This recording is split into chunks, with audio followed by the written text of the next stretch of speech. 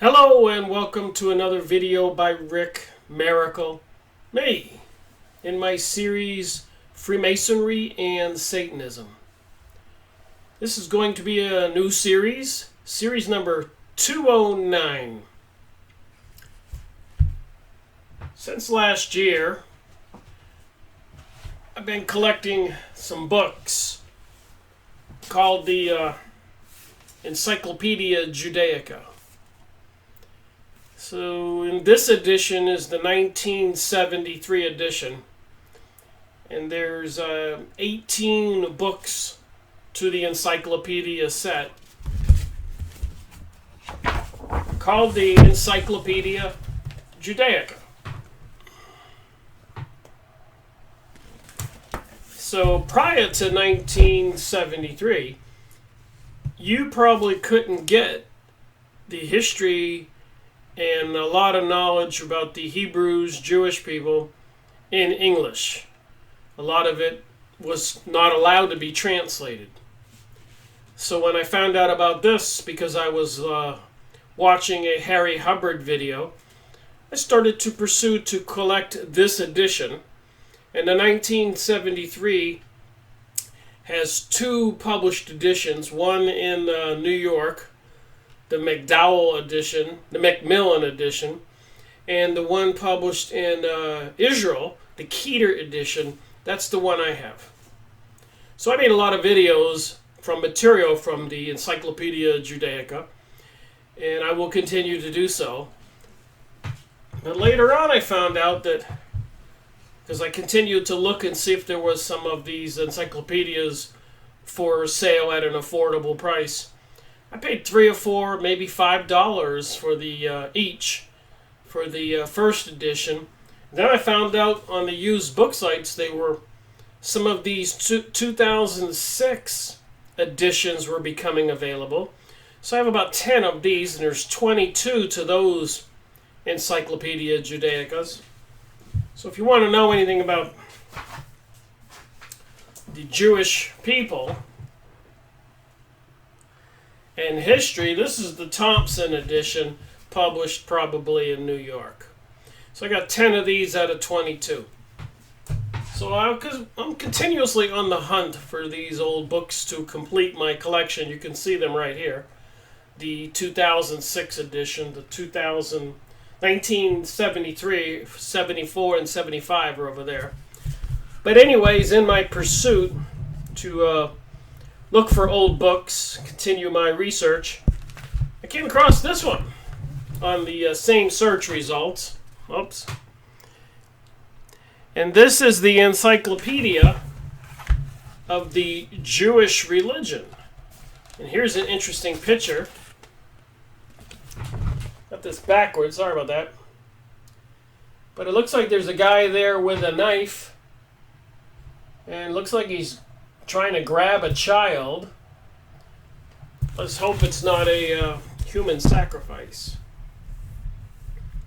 So I did 1 hour of material from this book on a recent live streaming event.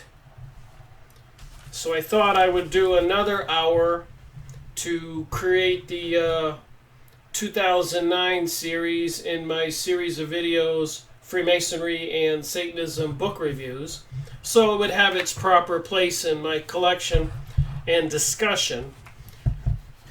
So where I left off on that live streaming event was the topic of chosen people.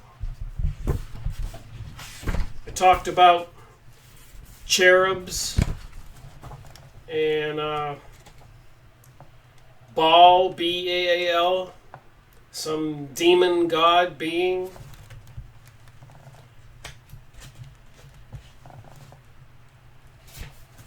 And Balaam, B-A-L-L-B-A-L-A-A-M, another heathen prophet. And then I was reading about the cherubs, and then I came to, in alphabetical order, the chosen people.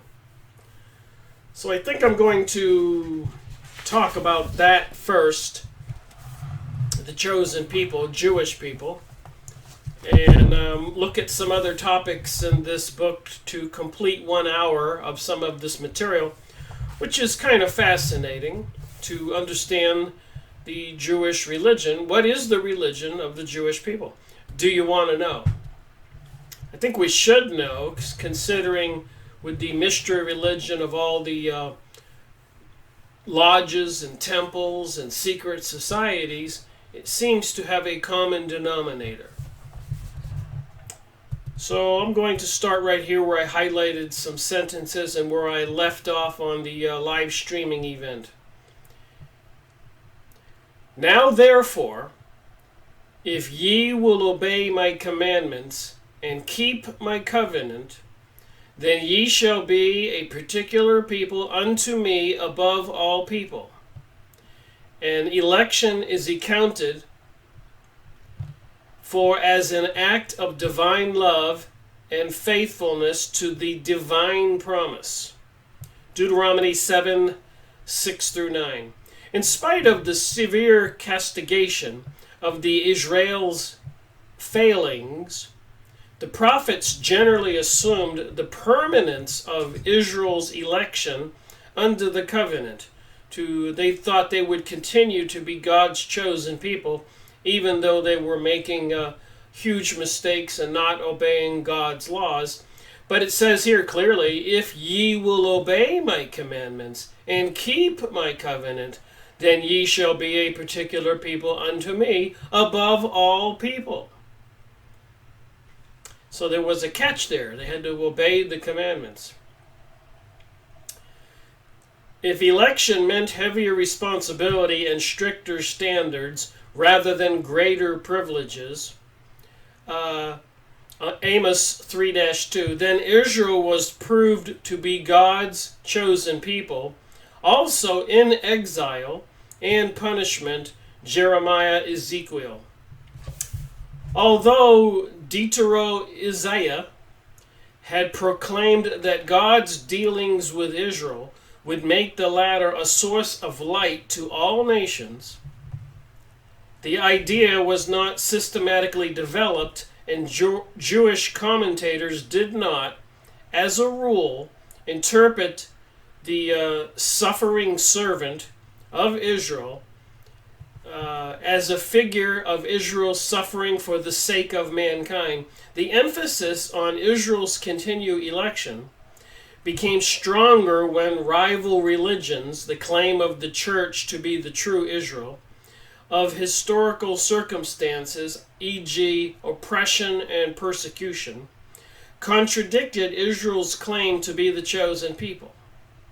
The treatment which medieval Jewry received at the hands of its neighbors was not such as to encourage universalist tendencies. Medieval philosophers paid relatively little attention to the doctrine of the chosen people, the major exception being Judah ha-Levi, to whom Israel was a kind of spiritual super race. Spiritual super race. The unique history and cosmic status of Israel was a fundamental tenet of the Kabbalah.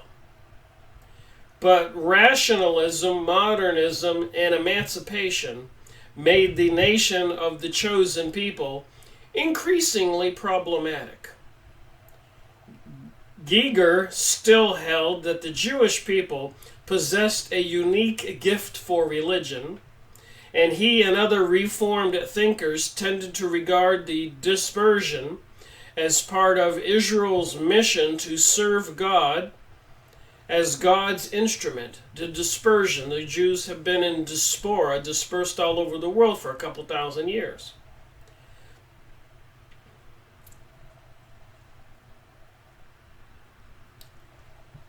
So God's instrument in disseminating their specific insight of the relationship between the human and the divine. This attitude has been modified subsequently, and some groups, Reform and Reconstructionist, have repudiated the traditional doctrine of a chosen people and have deleted all references to it from the prayer book.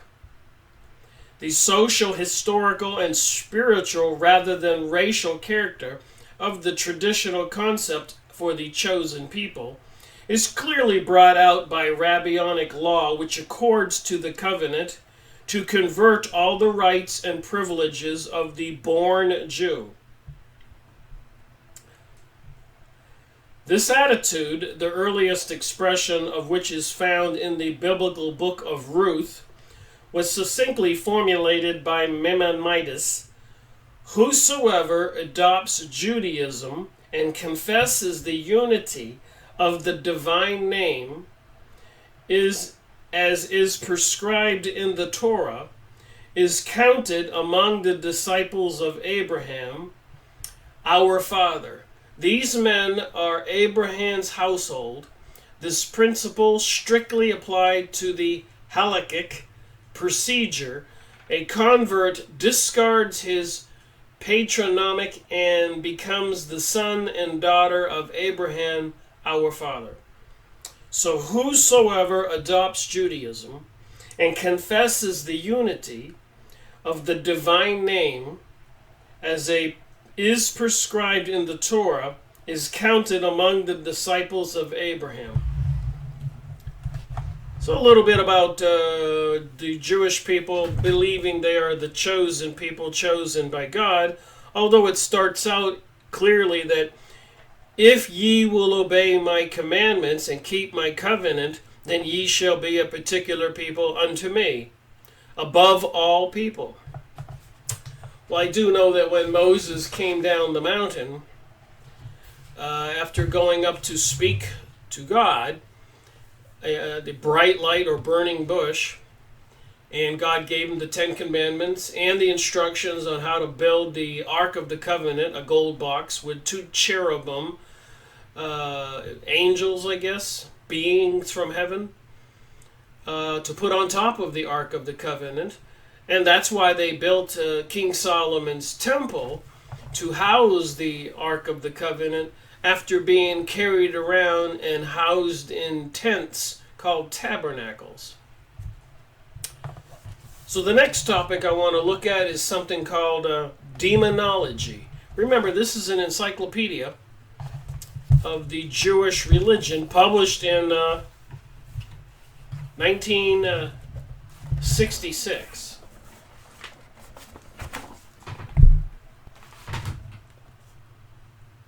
On the bottom there,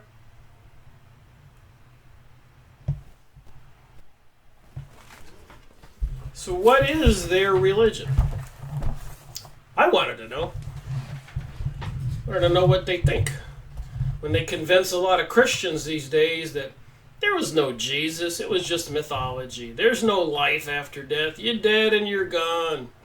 Don't believe in angels or demons or possession. It's all superstition. What are we to believe? Well, this is the Encyclopedia of the Jewish religion, as it says. So demonology, it's a belief in demons and evil spirits, has played a relatively unimportant role in official Judaism.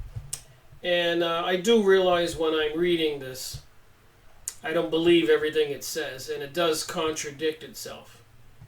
When it says here it played a relatively unimportant role in official Judaism, I beg to differ. When they had children, babies, they had special rituals to ward off demons from killing the children.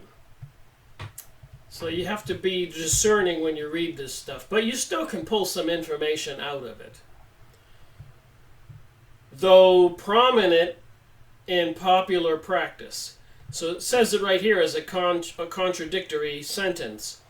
Has played a relatively unimportant role in official Judaism, though prominent in popular practice.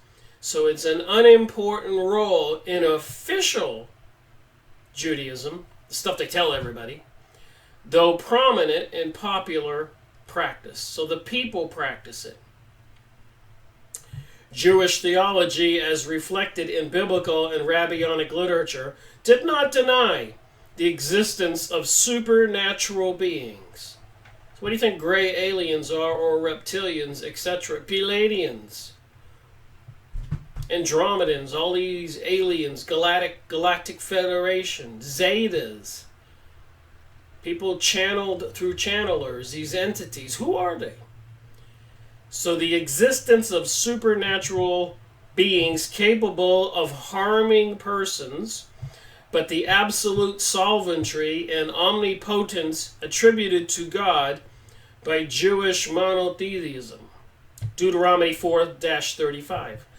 Reduce the importance and power of such demonic forces. It was mainly under the influence of the later dualistic systems, with their dictamony of cosmic good and evil, that demonology flourished.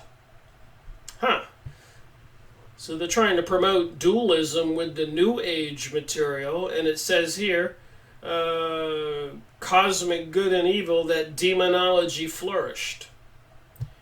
The apocalyptic writings already exhibit dualistic influences, originating in Persia, teaching Osmid and Araman. The Essenes seem to have cultivated an esoteric lore regarding evil spirits and to have practiced exorcism.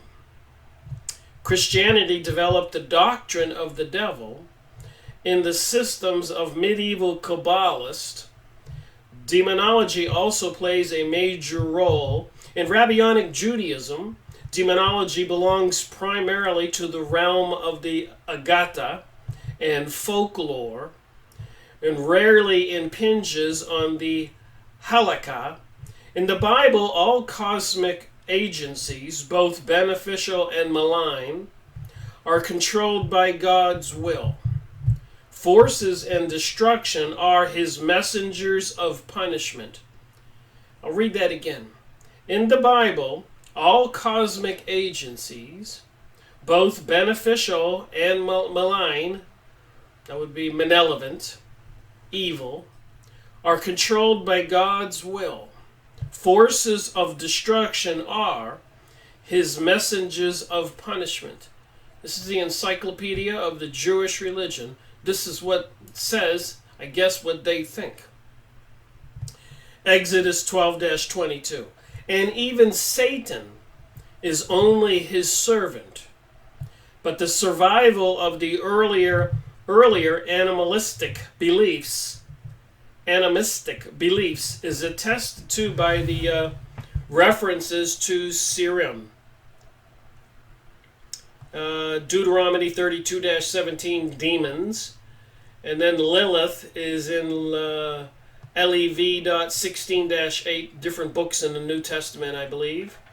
And LEV 20-27 it talks about ghost and the like. At times, Scripture derisively applies demonology terminology to the pagan deities. A pagan god, of course, is a religion with many gods. In Deuteronomy 32-17. In Rabbinic times, under Babylonian and Persian influences, demonology, like angelology, assumed considerable importance in Agathic thought and general Jewish folklore. Many of the demons became individualized and were given specific names, often foreign origin.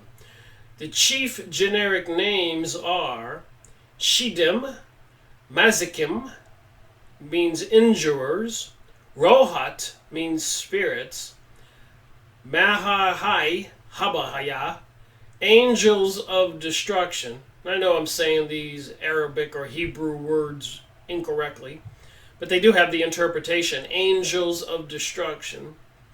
These demons are invisible, and their numbers legion. So there's an unlimited number of these demons. Again, I ask, who do you think gray aliens are, or reptilians? Partly like angels and partly like human beings, they possess wings, can fly from one end of the world to the other. They know the future, as do the ministering angels. Like humans, they eat and drink and procreate. Wow. And die. They live in ruins and desolate places and are most active at night. As a rule, they are malevolent and the causes of various diseases.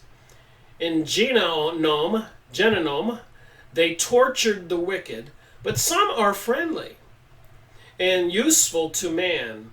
These were employed, for example, in the construction of the tabernacle and the temple. So King Solomon apparently had a six-pointed star ring, which he could call forth demons and assisted in building King Solomon's temple. And before it was a temple, it was called a tented area, a tabernacle. So it's mentioned in this religion, and they want to rebuild King Solomon's temple again. And now that they brought us World War I, World War II, and 9/11, it seems they're closer to their goals. So they can control these beings from another dimension. And you heard a few things they can do. They can fly from one end of the earth to the other. So there's much more here. Their king is Asmodeus, or Samuel, or Azuel. Samuel, would that be Satan?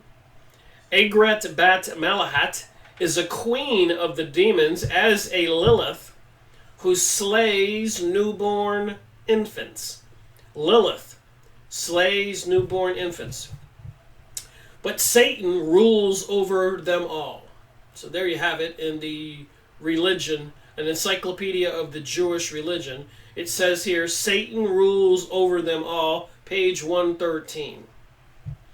The only true defense against demonic injury is the observance of commandments.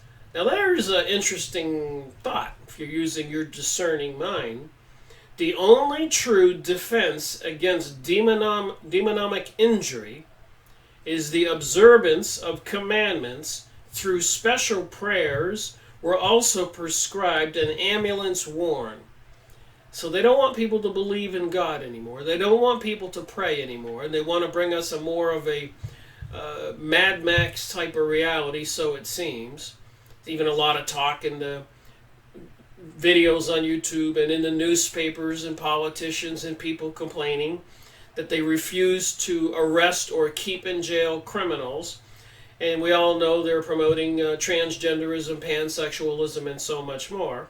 And it says here, the only true defense against demonic injury is the observance of commandments. So they don't want people to believe in God and religion, and that was the only defense against these demons.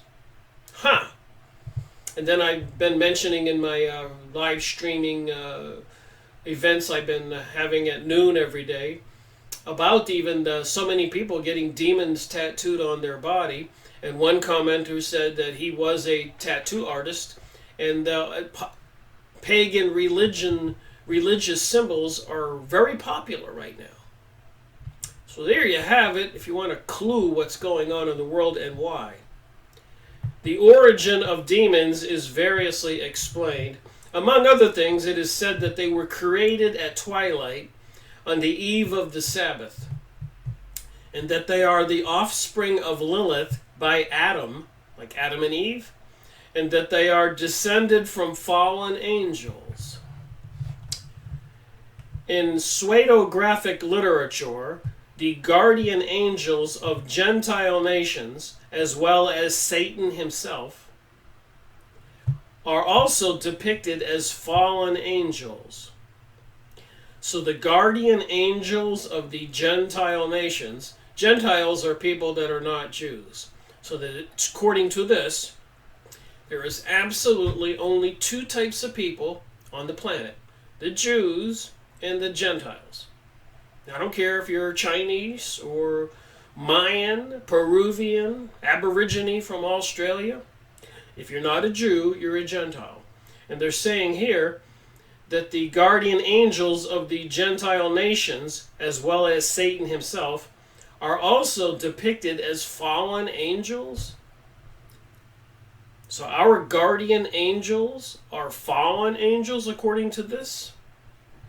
Medieval Jewish philosophers, with the exception of Abraham Ibn Urza and Maimonides, accepted belief in demons. Kabbalists added the concept of the Kilpa, the shell of evil, which wages an incessant war against the element of holiness. An incessant war against the element of holiness.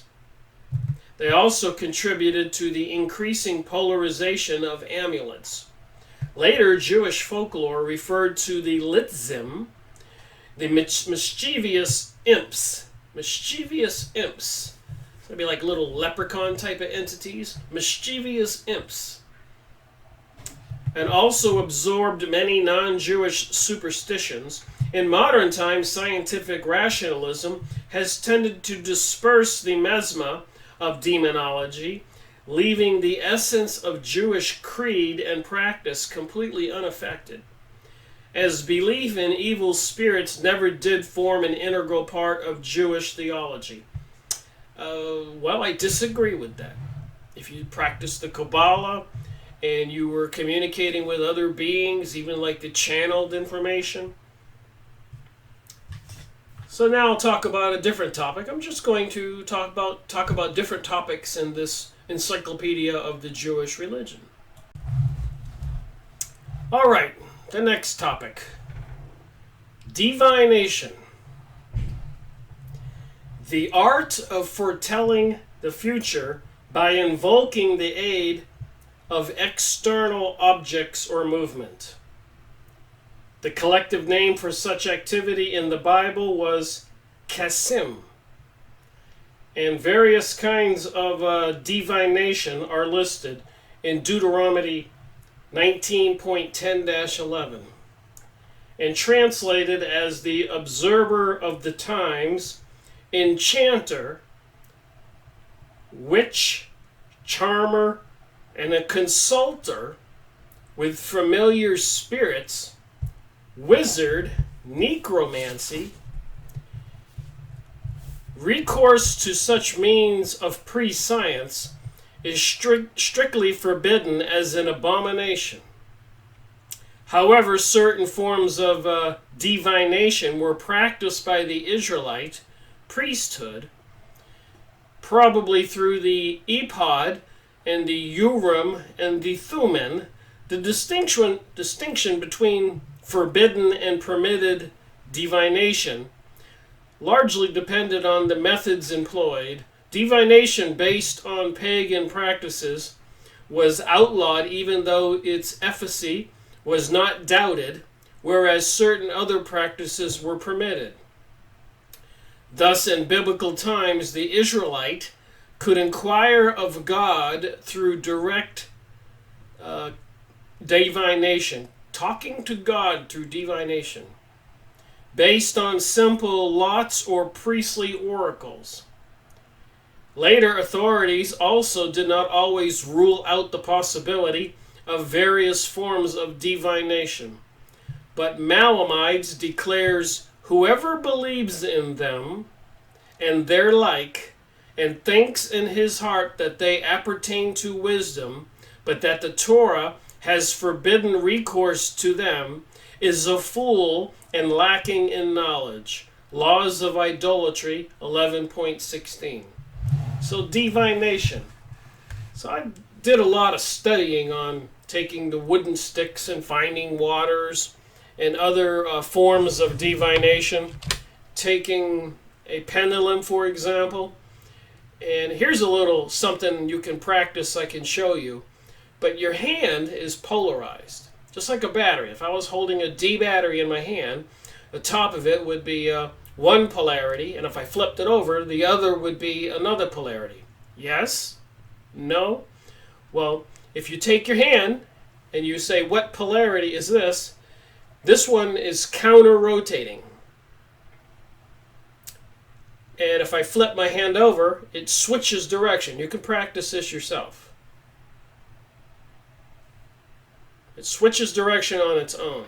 So every joint in your body, every organ of your body is polarized like an electrical battery, including, if you put it over your head, it turns one way. Interestingly enough, if you put it over the head of a woman, it turns the opposite way. It's an opposite polarity. Just some things that you can learn about divination. Another thing you can do, and this is science to me, is you can put a pendulum around an object, a crystal, a piece of iron, a glass of water, and at some point when you're taking it around, and you can get books on this, but if you just sweep it like this, at some point you can see the pendulum will get stuck for a second. When you sweep like one sweep, all of a sudden it gets stuck. And when you stop in that stuck point, it gives you a code. It'll give you a certain amount of rotations to the right, and then a certain amount of rotations the other way. So every object on Earth, every chemical, every metal, everything has a code. And it'll continue to do this. It might go 7 to the right and 14 to the left. 6 to the right, 3 to the left. And there are books on this. I'll show you one of the books. I don't want to get off topic here, but this was interesting to me. I was reading about this when I was studying biographies of historic scientists, because I have an electronic technology degree, worked at a major aerospace company for 10 years, and at some point in my life I always wanted to go back into alternate energy, anti-gravity devices. As a young boy I was fascinated with that technology. I wanted to be a physicist, and I wound up working at a major aerospace company and getting an electronic technology degree. I was an expert on radio frequencies and digital technologies, ones and zeros, and writing software. I worked for a major aerospace company on projects for the F-18 jet, B-1B bombers, sat some of the electronics on the space shuttle. So at some point I always wanted to get back towards my physics goals, and when I read a lot of books about the historic scientists, Maxwell, Nikola Tesla, and others, I found out they were all of them, were psychic when they were children, and generally speaking, their parents were into the church religion and praying a lot. They were using the pineal gland, and they were communicating to another world, getting these technologies and these sciences. True enough, I mentioned it in many of my videos. But this book, you can get it, written by a famous divination guy, a priest, by the way, and the principles and practices of Radio Theseus. So I spent my first year or two in my research understanding this stuff, which was before I got into this conspiracy theory stuff. It was all a sequence of events. But particular pendulum diagnosis.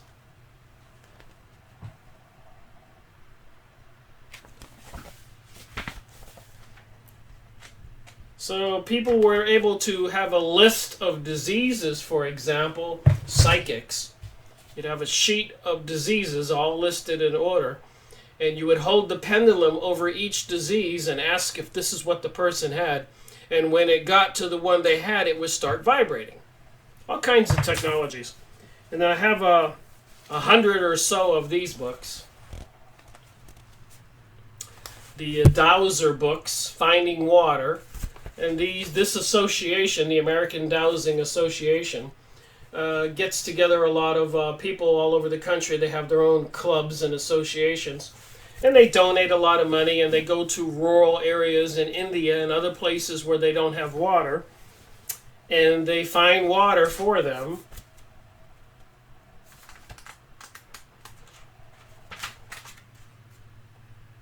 Dowser converts skeptic. So again, I'm not opposed to this kind of knowledge and technology. Dowsing devices, pendulums, like all kinds of devices.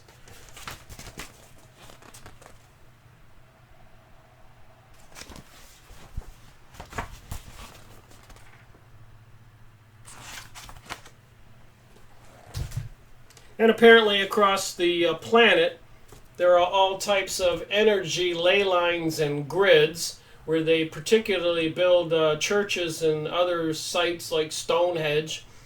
Apparently there's a reason why they build on those locations. Some kind of energy grid.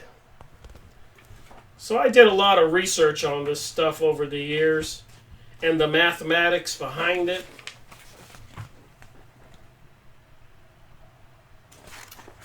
The investigation into the world energy grid.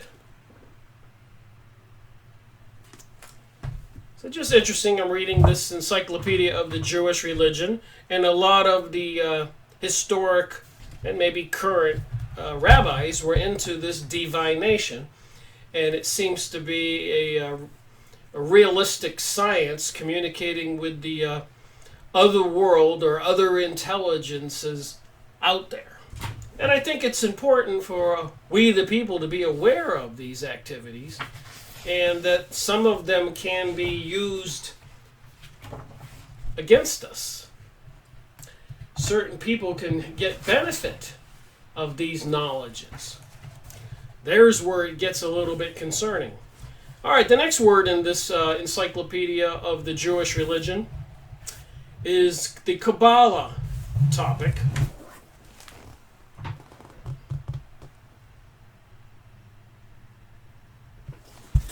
So what is this 1966 book in English on the Jewish religion say about the Kabbalah? Hebrew word meaning receiving, or that which is received. So the Kabbalah word means receiving. Hence also tradition. In Talmudic Hebrew, Kabbalah signifies post-Masonic, Messianic tradition, traditional rabbinic and even biblical laws and doctrines that are not contained in the Pentateuch, the Old Testament, see written law. In the 13th century, the term came to be applied to the new mystical doctrines and systems that had been developing in southern France and Spain since the 12th century, the 1100s, which reached their literary climax in the Zohar. I have a couple Zohar books. Since this particular mystical movement determined the subsequent development of Jewish mysticism, Kabbalah is often used in a broad sense as synonymous with the latter. Kabbalistic sources also distinguish between Kabbalah, speculative, and esoteric philosophy, and Kabbalah, Meset, the magical use of Kabbalistic teaching for spiritual and temporal purposes. So what kind of spiritual and temporal, earthly purposes would you use this magic? The distinction was never very sharp, since the study of theoretical Kabbalah, including the meditation on the divine mysteries and the use of the proper covenant, see devotion, was held to affect powerful both the heavenly spheres and the soul of man, was held to effect powerfully both the heavenly spheres and the soul of man. So the practice of Kabbalah affected the heavenly spheres, other dimensions, and the soul of men. So who are gray aliens? Who are reptilians? Why do they have all these satanic rituals and symbols everywhere? Super Bowl halftime shows, Emmys, Grammys. This form of Kabbalah particularly was developed by the school of Isaac Luria. The more magical side of practical Kabbalah flourished in North Africa, Yemen, and in East Europe. See Baal Shem, B-A-A-L, that demonic god, and was based on the belief in the potency of mystic formulas and divine names, see amulets. For the doctrines of Kabbalah, see mysticism. All right, the next word I want to talk about in the Encyclopedia of the Jewish Religion is Leviathan. I made a video or two on this book. The Holy Serpent of the Jews by Tex Mars. And that snake being eating a human is Leviathan. And the six-pointed star is on the flag of Israel. It's one of their religious symbols. Also, the ring King Solomon had a six-pointed star that enabled him to call forth demons, and it seems to be a popular symbol in the New Age teachings. It says on the back of this book, the most colossal devil religion ever.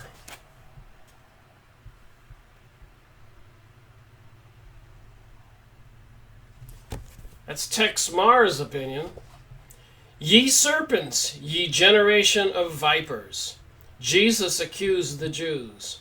He accurately said their religion was of man-made traditions, and warned of the liars and blasphemers of the synagogue of Satan. Now, 2,000 years later, we discovered that the Jewish religion is more wicked than ever. The rabbis today slanderously call Jesus a name for a fatherless child. I don't want to say it. Bastard. And a sorcerer in the Talmud.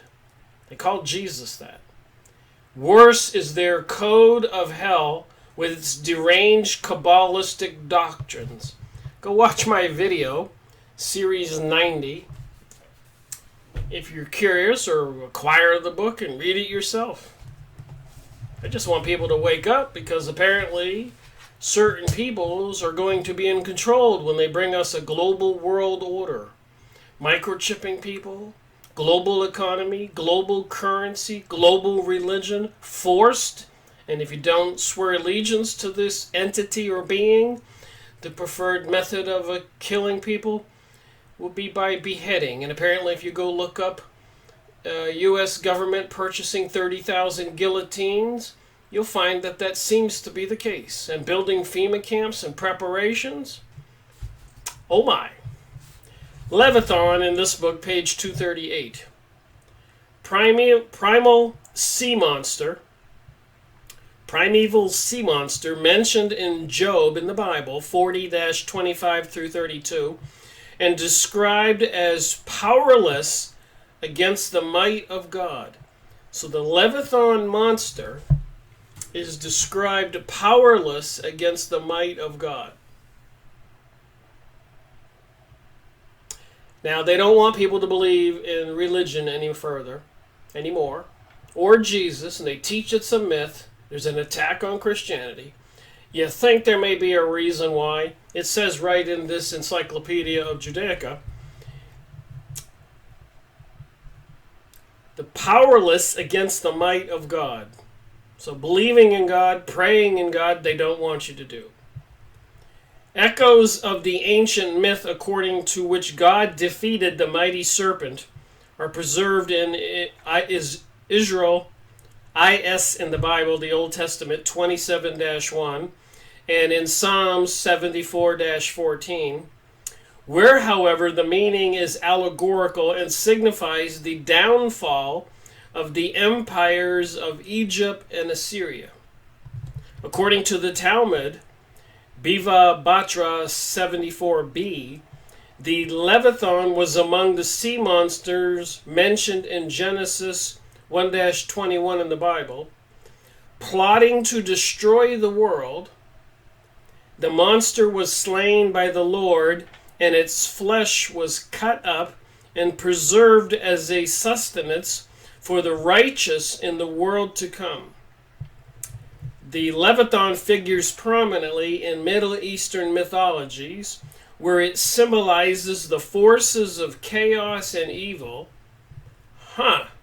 Didn't President George Bush Sr. in September 9th, 1986, in his speech, "Out of chaos and anarchy will come the rule of law and the New World Order"? What do you think? Defeated by the power of good. The Kabbalist found esoteric significance in the story of the Leviathan by identifying the male and female of the species with Samuel and Lilith. Maimonides suggested that the Leviathan legends were veiled prophecies referring to future events. So this is the Encyclopedia of Jewish Religion book I'm reading from. All right, what's the next word I was reading about?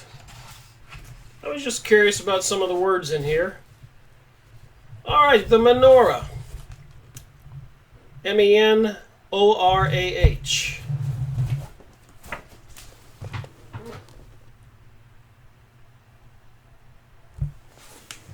The symbol appearing at Christmas time, replacing Christian symbols. I went shopping at Christmas a couple years ago, and right on the big front glass door of one of those big shopping marts was a 7-candlestick menorah. The same year, it was said that the White House had a giant menorah on the front lawn and not the Christmas symbols.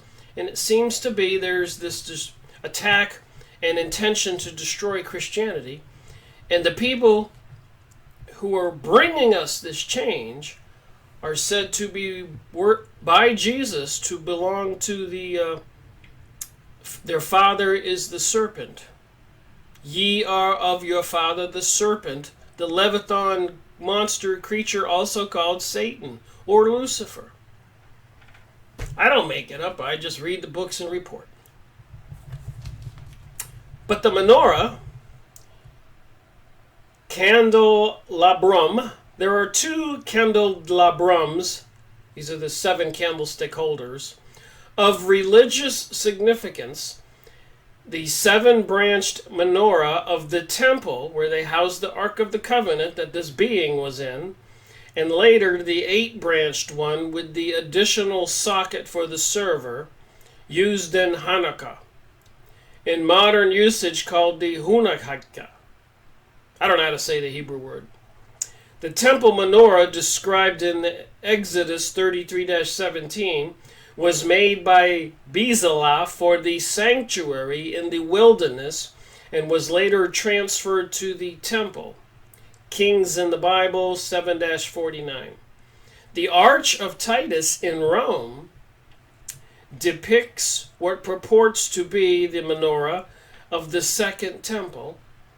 Its base consists of rectangular squares, but recent research has proved almost conclusively that this is an imaginative reconstruction, since the temple menorah stood on 3 legs.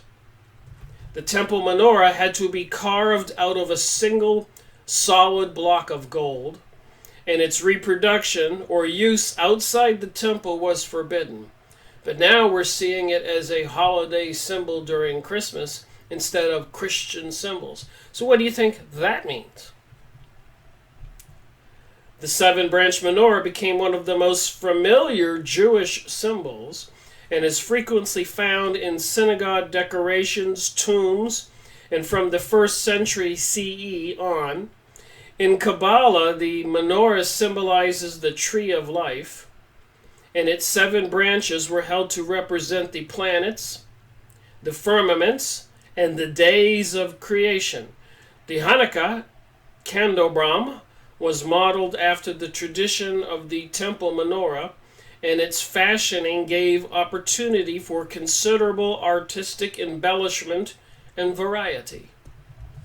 So there you have it, the menorah. All right, what's the next word I read about here in this book? In the Encyclopedia of the Jewish Religion. Just things I didn't know. And they got something called the Separat, the tree of life.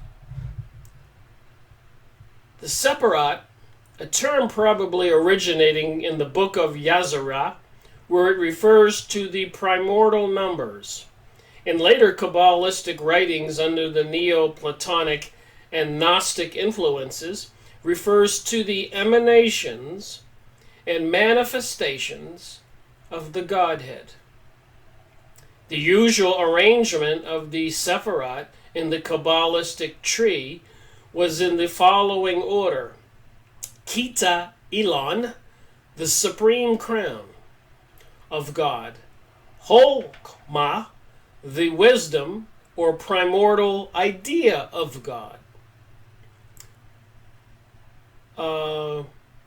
Bana, the understanding of God. These form the first triad. So you got your first triad of the tree of life. I think it's 10 spheres. One at the top, 2 down at the bottom, 1 in the middle, 2 more, 1 in the middle, 2 more, and 1 on the bottom, equaling 10. And so the top means the supreme crown. The next one down is wisdom, and the next one down is understanding. So as you descend from God, you get further away in your understanding. And the love and mercy of God, His power in particular, the power of stern judgment, and the Teferet or Ramian, the beauty or compassion of God, form the second triad. So that you go from the supreme crown down to the compassion. The lasting endurance of God, Hod, the majesty of God, Yosod, and the foundation of all active forces in God form and last triad, while Malhut, the kingdom of God, identified with the Shekinah and the Kisnet Ya Israel. So you wonder if the Jewish people have a religion? Practicing the Kabbalah, having a being called Leviathan? The mystical archetype of Israel is the last of the Sephirot, and function as the recipient of the divine life which flows into it from all others.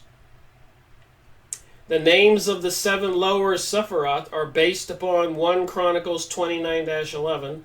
A large part of the Kabbalistic speculation is concerned with describing the nature of the Sephirot, their relationship with each other, as well as with their fountainhead, which is unfathomable, Godhead or En Soft, while the lower worlds see Kabbalum. Just stuff in the Encyclopedia Judaica, stuff in this Encyclopedia of a Jewish religion. So one more word here I'll look at, and then I'll end this portion, and you can get this book, or maybe I'll read some more of it eventually and make another video. But this last word is serpent. A reptile denoted by a number of different terms in the Bible. The serpent was regarded as a symbol of evil. A lot of people into the New Age will say it means wisdom. But in the Encyclopedia of the Jewish Religion, it says here, was regarded as a symbol of evil, and as such figures in the tempter in the story of the Garden of Eden. Its negative association with the tree of life stands in contrast to the Babylonian myth in which the serpent appears on a tree as a bestower of life. As proof of Moses' divine mission to Pharaoh, his staff turned into a serpent. The brazen serpent, Nashustan, served to cure the stricken Israelites in the wilderness, Numbers 21. But the representation was kept in the temple and must have constituted an object of superstitious worship until destroyed by the Hezekiah, 2 Kings 18-4. The rabbis counted among the wonders of the temple in Jerusalem the fact that serpents never caused any harm within its precinct. Well, there you have it, some information from the Encyclopedia of the Jewish Religion. If if you had any curiosity in that direction. And this curious picture here, this guy with a knife apparently chasing a child.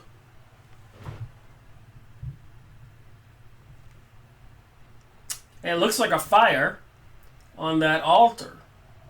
So I'm just hoping it's not a sacrifice. What do I know? They got pictures in this book.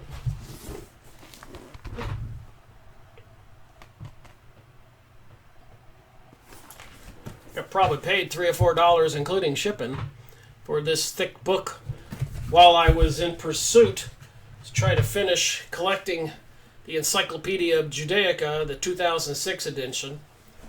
I have all the ones for these are big heavy books. This is the 1973, and they also published them in 74 and 75. They were so popular. But the Encyclopedia Judaica, published in Israel, the history and the knowledge of the Jews, everything is in here. Demons, serpents, 18 big thick books.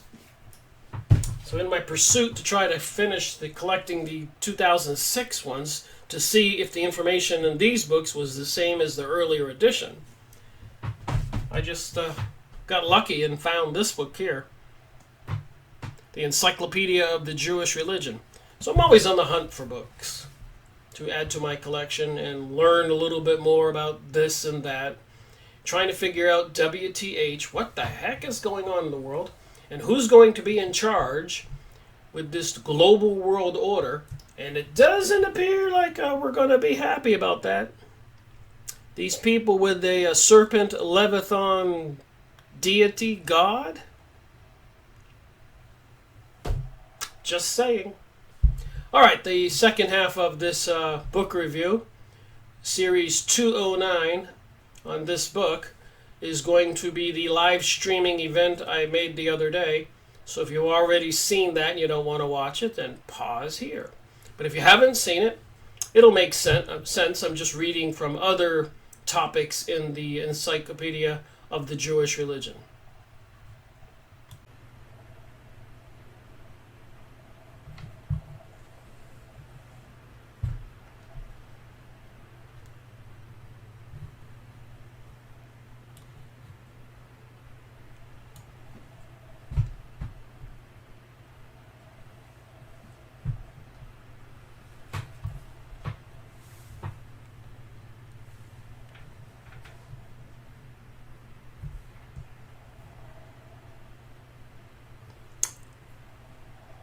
$11:59. The live streaming event with me, Rick Miracle, begins at noon. How's the audio? How's the video?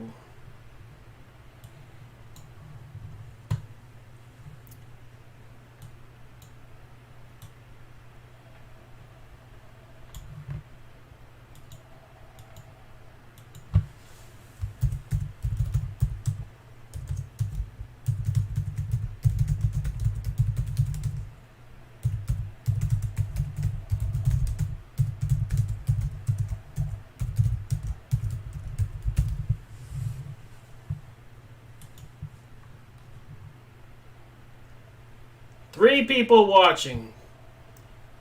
Dan says, good morning. Rick, good audio, good video. Thank you very much. It's noontime. So if you could see my desk and the tables around me, you would see that I have a plethora of topics to talk about. So I have to choose something. I think I'll just finish one topic I was talking about on the last live streaming event. I'll start out there. And that was that topic. We didn't look at this particular document. We're talking about Israel. The Jews, supposedly God's chosen people. And their behind-the-scenes control, so it seems, of everything that's going on in the world. And of course, it's not all Jews. So I believe, and I've been told, and I know a lot of Jewish famous people have come out and tried to warn the rest of us. So it seems, just like in the ancient days when Moses led the Hebrews, I don't like to call them Jews, they didn't have that word back then, out of Egypt. And he went up to Mount Sinai to speak to the burning bush or the bright light and came back with some instructions and laws for the people. Saturday, Dave, that's what's up. My comment section. Another live streaming event. So anyways, when Moses came down the mountain, the Hebrews, the Jews, were worshiping a golden calf. And it really made Moses upset to the point that he smashed the tablets and punished the Jews. They had to wander in the desert for 40 years. That's quite the punishment. So anyways, and historically, as a lot of people know, the Jews have been dispersed throughout the world for 2,000 years. And even there were periods before then that they were dispersed. So you could say 3,000 years. So one has to wonder, why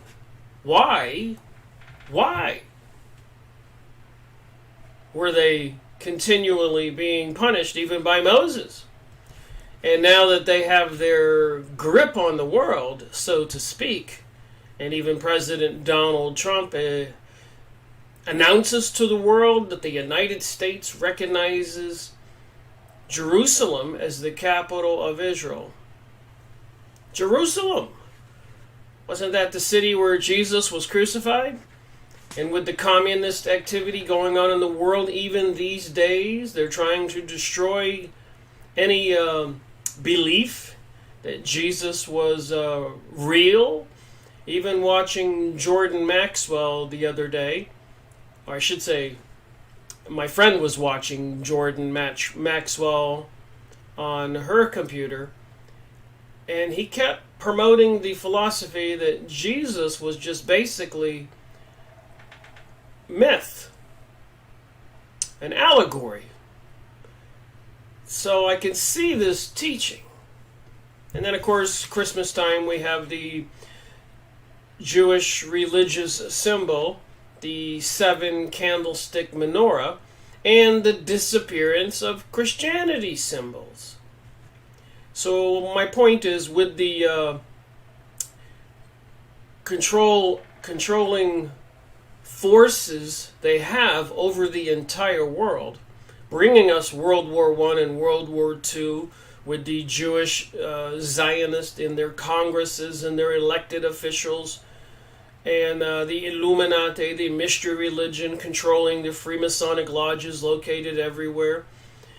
The all-seeing eye pyramid on the dollar bill, a little owl on the front of the dollar bill perched on a 1, Washington, D.C. street plan shaped like an owl, and so much more. The Bohemian Grove, they threw a baby into a fire under a gigantic owl. Sandy Hook school shooting, one of the journalists holds up a big picture of an owl. So if you don't want to see it, I guess you won't. But anyways, I just wanted to show this document before I move on to a kind of maybe an educational topic. Anyways, when I did talk about Greater Israel, you can go on YouTube and see many videos and maps and plan Greater Israel Project, image results. You can see all the links to these pictures, to all the websites and pages. ISIS is working on Mossad's CIA plan to create Greater Israel. Whistleblowers, the Greater Israel Project explained by Wikipedia. Greater Israel occasionally refers to the Promised Land, defined in Genesis 15.18-21, or to the land of Israel, also called complete land of Israel or entire land of Israel. So again, my point, and I can't be any more emphatic than I am. I mean, where else can you go with this? This plan to bring about Israel has been brought about by bringing us World War I, World War II, and then 911 to destroy many of the countries in the area for a greater Israel. You can see the maps here, and these aren't my maps. These are on Yahoo image site. And then you can go watch video results on the bottom here. Greater Israel Project, liveleak.com. Greater Israel Project, YouTube. Greater Israel Project. Greater Israel Project.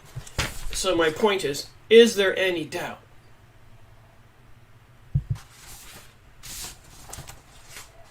So here is one result search. Greater Israel, myth or reality? Dark moon. The latter consists of weakening and eventually fracturing neighboring Arab states as part of an Israeli expansionist plan. The Greater Israel Project, a Zionist, a Millennium Report. This article was first published on Global Research in April 29, 2013. Global Research editors note, the following document pertained to the formation of Greater Israel constitutes the cornerstone of powerful Zionist factions with the current Netanyahu government. Greater Israel Project and Balkanization of Syria back in 2017. So they need to destroy Syria like they did Iraq, like they did Afghanistan, and many other countries, toppling the president of Egypt, and then destabilizing the Ukraine when Russia wasn't going along with this Greater Israel Project. And then, of course, General Wesley Clark walking in the hallways of the Pentagon, retired general, and somebody pulling him aside, another general, telling him about the plans 10 days after 9/11 to topple 7 countries in the Middle East, including Syria and Iran. And apparently Syria has become the stumbling block. It's taken longer than expected. It didn't fall as easily as Iraq or Afghanistan or all the other countries. So anyways, my point here, you can go look this up. 10,800,000 results. You got Israel maps, Greater Israel Movement, Greater Israel Plan. So it is real, and it's part of all the things going on in the world today with the many, many videos I've made on many, many books in my series Freemasonry and Satanism, including The Ultimate World Order by Robert Williams, a retired American intelligence officer who discovered a book in a Texas library called The Jewish Utopia. Other books I've gone over, The Cause of World Unrest, 1905 it was published, Series 150, and the Jewish Utopia, Series 67. So I have many hours of videos on these topics, and many other books. The Protocols of Zion, Series number 8, Freemasonry and Satanism Book Review, and so many more, too many to mention. But what I want to read today is talking about Jewish people. I got something in the mail. I'm always on the hunt for old books. Just the kind of guy I am. And I have 2 different sets of the Encyclopedia Judaica. This is one I'm collecting now. This is the 2006 edition. And I found about 10 of these out of 22 so far that were priced something that I could afford. Look at that tree on the front, the tree of life. Can you see it? So the Encyclopedia Judaica, this is the 2006 edition.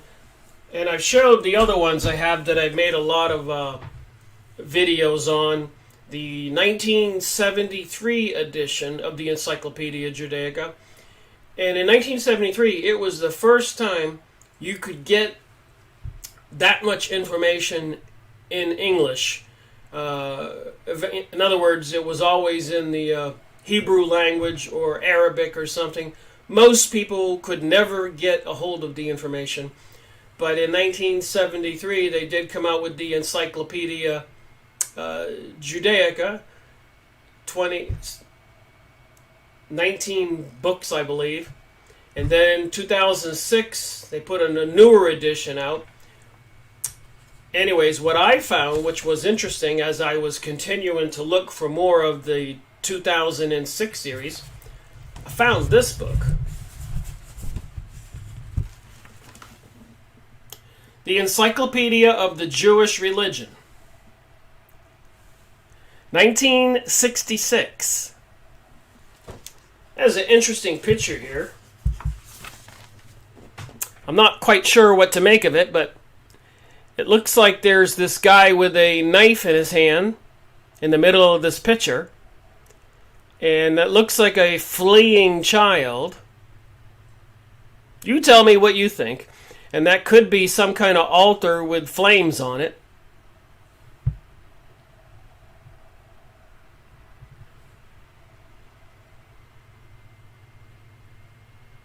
Not quite sure what to make of that. So the Encyclopedia of the Jewish Religion. So I thought, well, you know, I've been reading about them putting up the statue of Baal in New York and London. So I thought, well, why don't I look up and see who Baal is in the Encyclopedia of Jewish Religion? Made sense to me. So, Baal, here it is.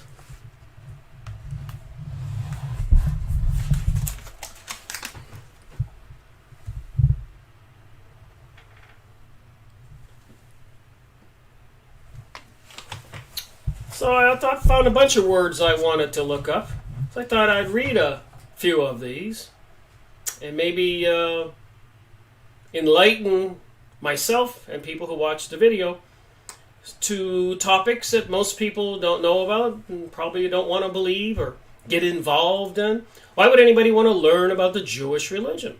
Well, if it is the religion that is going to dominate the world, according to the Jewish Utopia, Protocols of Zion, and many other books, and apparently the leaders or the financiers or the banksters, the Illuminati, and other mystery schools of religions, temples, and lodges all over the world, it just might behoove us to peer into this mystery.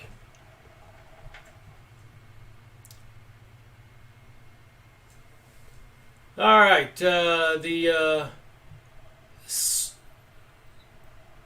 Greenfrith, if I'm saying your name right, the unique-looking Christ-like monarch on the frontispiece of the 1651 Thomas Ho's book, Leviathan. Review. I'll look into that book immediately. Okay, let me read about Baal, B-A-A-L, and the fact, if you're awake at all, you know that they tried to put, and they accomplished it with some resistance from people, but the archway of Baal in New York and London, and later on I found out they were putting 1,000 of these around the world, coming from the United Nations, UNESCO, the Education and Science Department of the United Nations. And I'm scratching my head. Why would they want to put an archway of Baal, a demon, all over the world?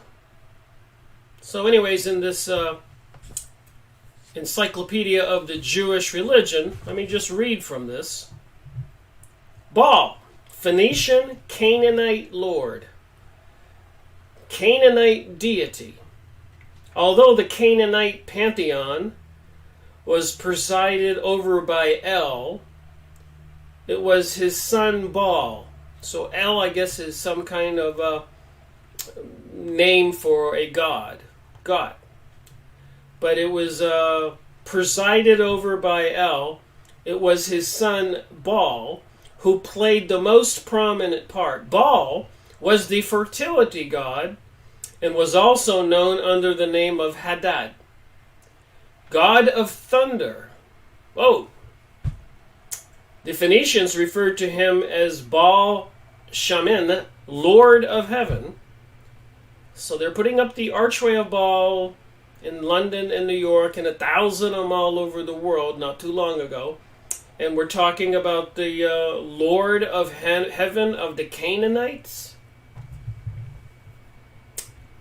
Didn't the Jews attack the land of Canaan when they were leaving Egypt, their slavery?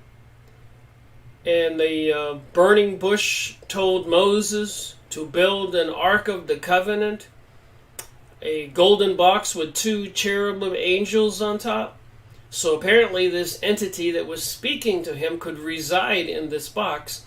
But anyways, the being said, I'm giving you this land to be your land, the promised land, because you are my chosen people, and you are to go in there and kill all the Canaanites.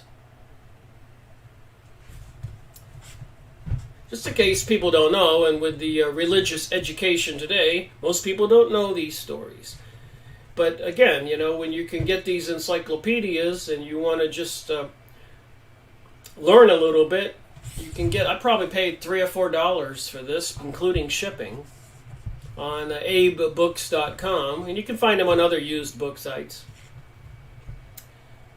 So the Phoenicians referred to him as Baal Shamin, Lord of Heaven. His sister was the ferocious Anuth.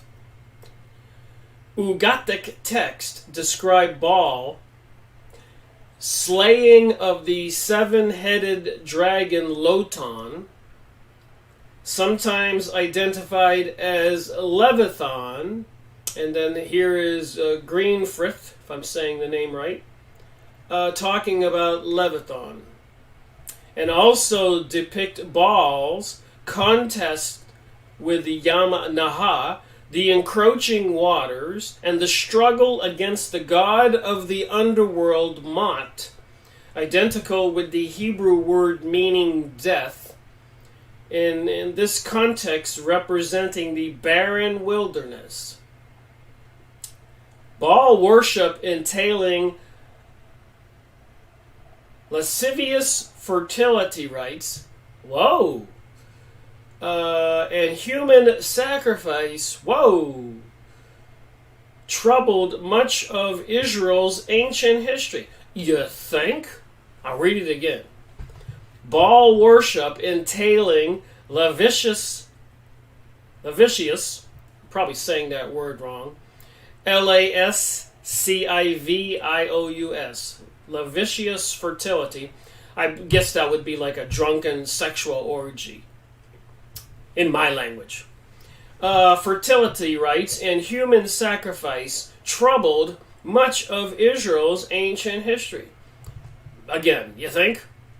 I guess that could explain some problems they were having for thousands of years. Some abandon God outright for Baal. So some of the Israelis abandon God outright for Baal. It's in this book here. I better show you so you believe me. You can pause your computer and read it.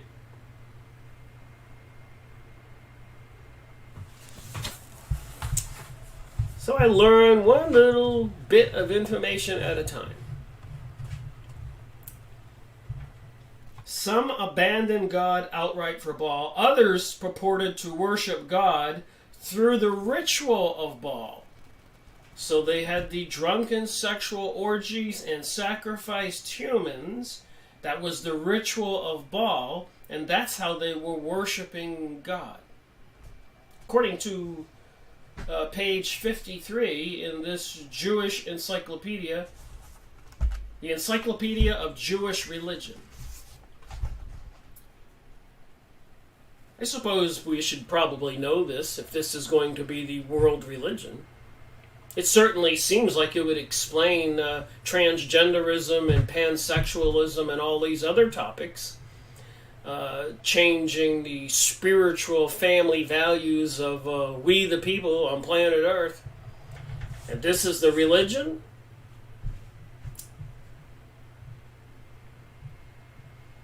All right, while still others conceived of God as the national guardian with Baal, so now Baal is the national guardian with God, the dispenser of fecundity, during the reign of Ahab and Jezebel, Baalism threatened to supplant, the worship of God of Israel, and Elijah's dramatic vindication of the Lord at Mount Carmel halted the scourge only temporary. So some Jewish people were trying to put a stop to this Baal worship and rituals, but apparently Elijah's dramatic vindication of the Lord at Mount Carmel halted the scourge of Baal worship only temporarily. In Judah, Baalism was encouraged by Jezebel's daughter, Athaliah, but after her death and under the influence of Jehoiada, the priest, the practice ceased for some time. Prophetic opposition to Baalism had the unqualified support of the reformer kings Hezekiah and Josiah, but some Baalist practices continued until the Babylonian exile.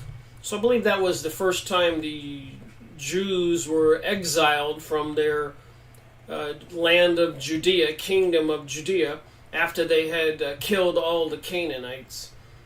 And then later on, of course, the Romans exiled them.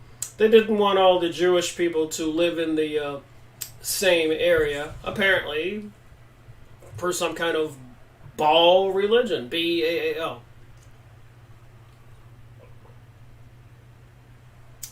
Pronounced lascivious, thank you. Silver thoughts. Lascivious, thank you. I do mispronounce things periodically, more often than I would like, but then again, I'm not a speech scholar. I'm just an inquisitive human being trying to figure out WTH, what the heck is going on, as I like to call it. So there's still some more here.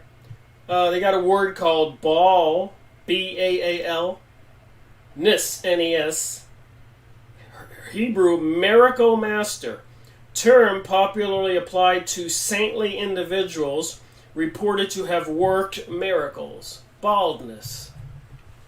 Baal Shem, master of the divine name, title found in the literature of the Middle Ages, and especially in mystical and later Hasidic works, denoting a person who used the magic power of the divine names, the tetragrammation, as well as other combinations of letters to perform miracles. The title came to be used also for healers, exorcisers, I guess they were exorcisting demons, who wore amulets in which were inscribed the names of God. Baalei Shem were frequent from the 16th century, the 1500s, on especially among the Jewries of Germany and Poland.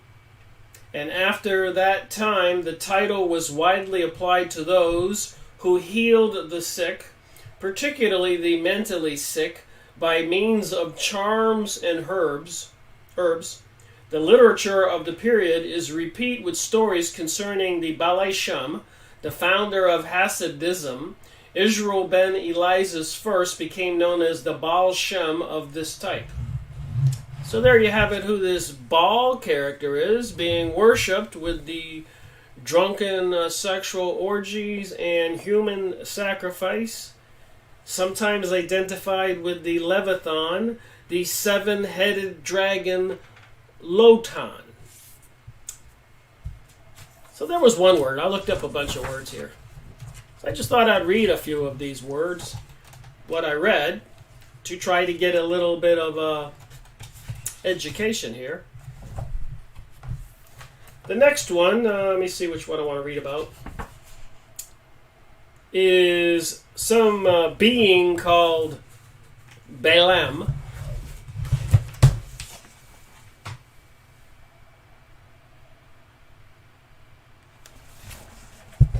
Just a little bit of research into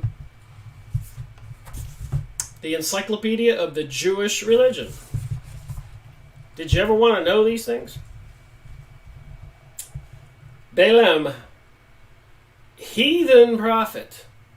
According to the biblical account, Numbers 22-24, Balak, king of Moab, M-O-A-B, requested Balaam to curse the Israelites when they approached his country. So he was a prophet, spiritual, psychic, I guess, communicating with the spiritual world, heaven or hell. You decide. All right, so the king of Moab, M-O-A-B, requested Balaam to curse the Israelites when they approached his country on their way from the wilderness to Canaan, but instead, under divine inspiration, Balaam uttered blessings to the Israelites on their way to Canaan, I guess with the instructions to kill all the Canaanites, and that was going to be their promised land. So who had that land first? It wasn't the Israels, it was the Canaanites, the citizens that lived there. But then they had the Babylonian dispersion, and they managed to get back there and build King Solomon's temple again. And this time it was the Romans who destroyed the second temple and exiled the Jews again.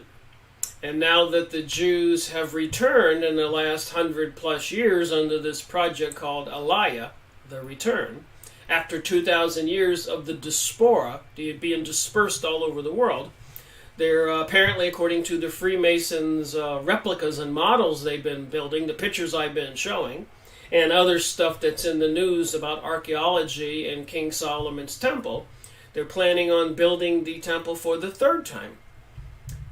And part of prophecy is they regain their homeland and rebuild their kingdom and maybe build King Solomon's temple. And that brings us Armageddon, the entire destruction of the world, and then the second coming of Jesus Christ. And apparently some people want to bring this prophecy to fruition. They want to bring it about. Just good stuff to know. So this Balaam blessed him because he was divinely talked to. Maybe some angel came to him and told him what to say. Uttered blessings. Balaam is described as a typical heathen soothsayer. You could also call that a witch or a magician. But also as a genuine prophet of God. So are all witches and magicians and people like that, psychics, channelers that we all see on the internet or books or lectures today? Are they all genuine prophets of God? Talmudic tradition regards him as one of the prophets God raised among the nations, equal to Moses in prophetic power, but at the same time utterly wicked. Wow, utterly wicked, and he's blessing the Israelites. He's utterly wicked, according to this book, in the Encyclopedia of Jewish Religion, but he blesses the Israelites, an utterly wicked soothsayer. Now that's strange. On his advice, the Mennonites enticed Israel to immorality and adultery. So apparently, on the advice of the Mennonites, he enticed Israel onto immorality and adultery. Idolatry, worshiping idols. The fact that God spoke through the heathen, Balaam, is early evidence of the universalistic outlook of Judaism. Well, what do you think? You want these people ruling the world? The story of Balaam's ass was much debated between literalist and allegoricist commentators. So there's some kind of story about him riding a donkey, an ass. And Mennonites held that Balaam dreamed that his ass spoke. The words of Balaam, "How godly are thy tents, O Jacob, thy dwelling places, O Israel," are the first words uttered by the Jew each morning on entering the synagogue. So each morning when the Jews enter their synagogues, they have them all over the world, They have to utter this, I guess, the words of Balaam. "How goodly are thy tents, O Jacob, thy dwelling places, O Israel," are the first words uttered by the Jew each morning on entering the synagogue. So did you ever want to know about this stuff? All right, Dave says earthquakes have been more frequent in Israel lately. Practice makes perfect, right? That temple is coming down soon. Well, they haven't built the third temple yet. They still have a problem with the Dome of the Rock. The Arabs, the Islamic Muslims' most holy site, that's one of them. The other one, of course, is Mecca, where they have a gigantic black stone that they all walk around. Thousands and thousands of people during some kind of yearly pilgrimage.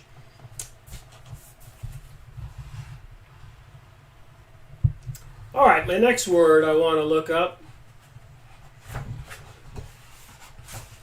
is cherub. Cherubs.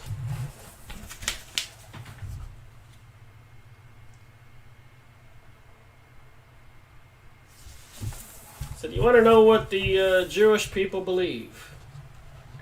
Are you sure you want to know? Cherub. Winged creatures with both human and animal characteristics, first mentioned in the Bible as guarding the approach to the tree of life. God is also described as riding upon a cherub. So it's a winged creature. And God is also described as riding upon a cherub. Gold likenesses of celestial cherubim with outstretched wings were depicted above the curtain of the Ark of the Covenant in the tabernacle. So you have these winged creatures on the Ark of the Covenant in the tabernacle. The tabernacle was the pre-King Solomon's temple, which was a permanent structure. They used to have these tents they would carry around and take the ark into battle. And then when they were about to go into battle, they would put the ark up front, apparently open the lid like you see in the Indiana Jones movie, and some sparks of light or beings like spiritual demons like you'd see in a Ghostbusters movie, just giving you some visualization, would come out of the ark and destroy all of the enemy. FYI. All right, Nestor Webster is a legitimate source. I have made many videos on a couple of her books. in my series, Freemasonry and Satanism.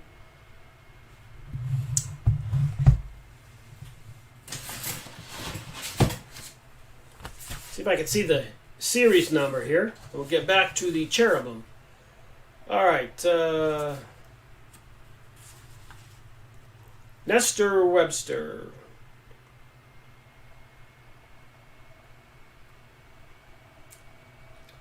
Got 208 in my series.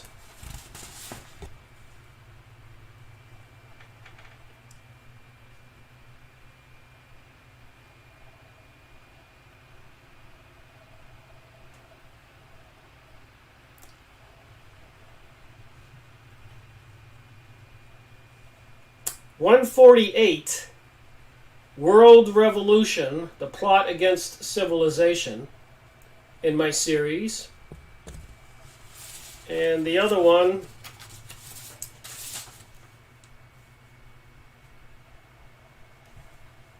it's hard to memorize which all these were.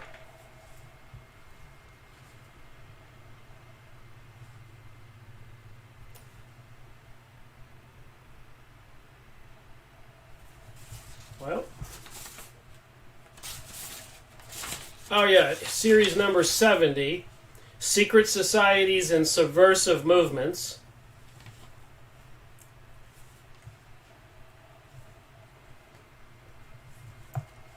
So I've been doing this for quite a few years. I have these long lists of all the books I've made book reviews on. 3 pages.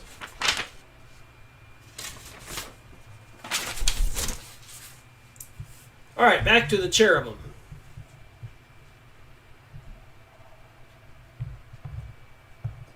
One commenter says, Masons are just goys. They call we non-Jews goy goyim, which means cattle, who follow the Kabbalah, mysticism, and organize in secret. And he also says Adam Wusthof founded the Illuminati, and I made videos on all these topics. Thank you very much. Gunshine, however you say that name. Gunshine Fash. Look at the comment section. Alright, back to cherubs. So these outspread wings were depicted above the curtain on the Ark of the Covenant and the Tabernacle. In Solomon's Temple, that's the permanent structure instead of the previous tented area called the Tabernacle, which was built to house the Ark of the Covenant, which apparently contained some kind of deity. And they want to rebuild King Solomon's Temple. The Freemasons have made many replicas of it, and so have others, and lots of money and effort. World War I, World War II, 9/11, and so much more destruction has been brought about to bring these people into power and control of the world. As described in numerous books I've made book reviews on.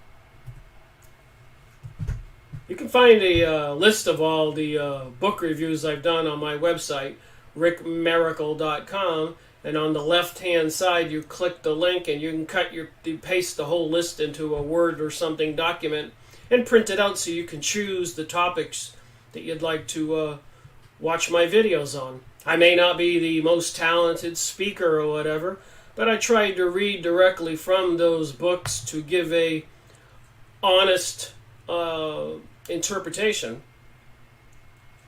Fash. All right. That's the commenter's name. Alright, back to this thing. The cherubim were placed on the ground in front of the ark. In each case, the wings of the cherubim were meant to guard the ark and serve as a cover for the divine glory emanating therefrom. So the divine glory was emanating from the Ark of the Covenant. In the vision of Ezekiel, the four-faced cherubim So you got this cherubim winged creature with 4 faces. One human face, the other of an ox, a lion, and an eagle, are pictured as the bearers of the divine throne. The origin of the cherub is probably to be found in the Egyptian mythology, and the motif is common in countries neighboring Israel. The Hittite griffins, the Mesopotamia winged lions and bulls. So a griffin is like a winged lion. According to the Midrash, the cherubim were created prior to the Garden of Eden and are among the highest class of angels. They are figured predominantly in mystical literature and are identified with God's invisible glory, an emanation of the great fire of the divine presence. Are you getting a picture here? Did you want to know the religion of the Jewish people? And according even to Henry Ford's books, some excerpts out of his newspaper he purchased to publish opinions and things about the Jewish people back in the 1920s, 1918, 1922, because the rest of the newspapers were obviously Illuminati, Jewish elite owned, and were not publishing the truth, just like they're doing today. And so there's 4 volumes of Henry Ford's articles in the Dearborn Independent.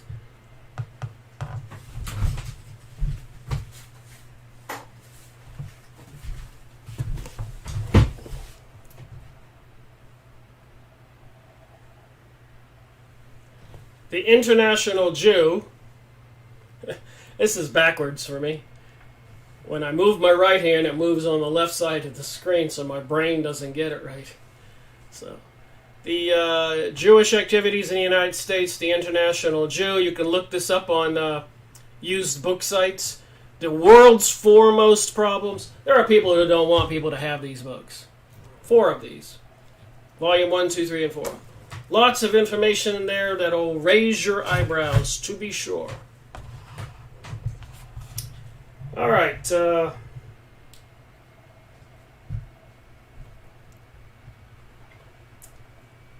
They also figure predominantly in the mystical literature and are identified as God's invisible glory, an emanation of the great fire of the divine presence. All right, just a little bit more here. Possibly corresponding to the Logos. I think that's another word for the divine essence of God. As a model used by God in the creation of man. All right, here's another topic I found in this book. You're going to love this.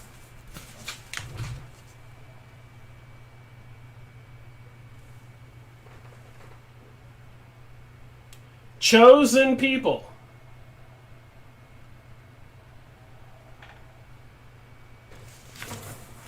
So what is this Jewish religion? Chosen people in this book here that I just got in the mail.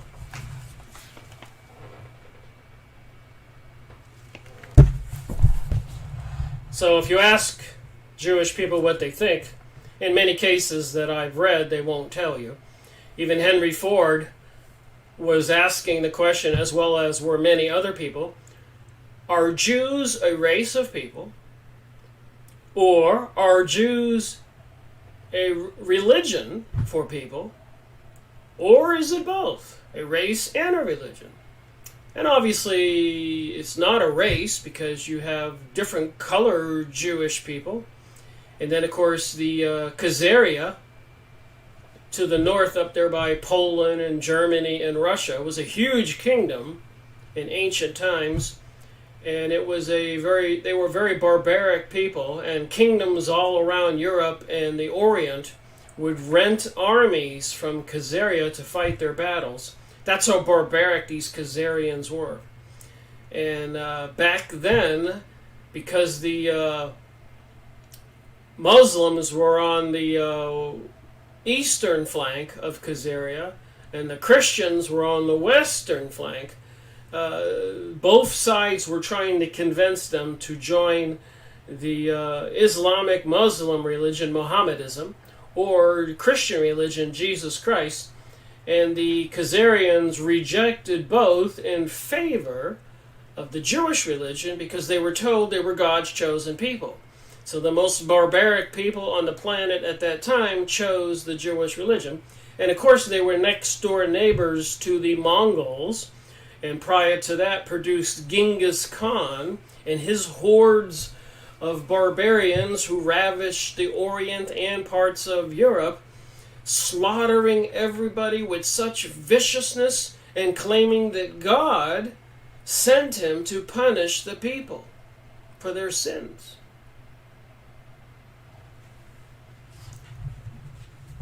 Makes you wonder, who are these Jewish people in Israel today? And apparently they're Akhenazis, which are the Khazars, very white northern people if you look at the pictures. Not the brown people, the Shepherdetic. Shepherd, get it? The ancient brown Hebrews were shepherds. Not northern white people, Khazars. So in Israel today, you have the Shepherdetics and the Akhenazis. And the Shepherdetics generally are looked on as second-class citizens. So the real Hebrews are looked down on as second-class citizens compared to the Akhenazis, previously of the Khazarian Empire, which were the neighbors of the Mongols, Genghis Khan. And then they were known back 1,000+ years ago as a seriously barbaric people.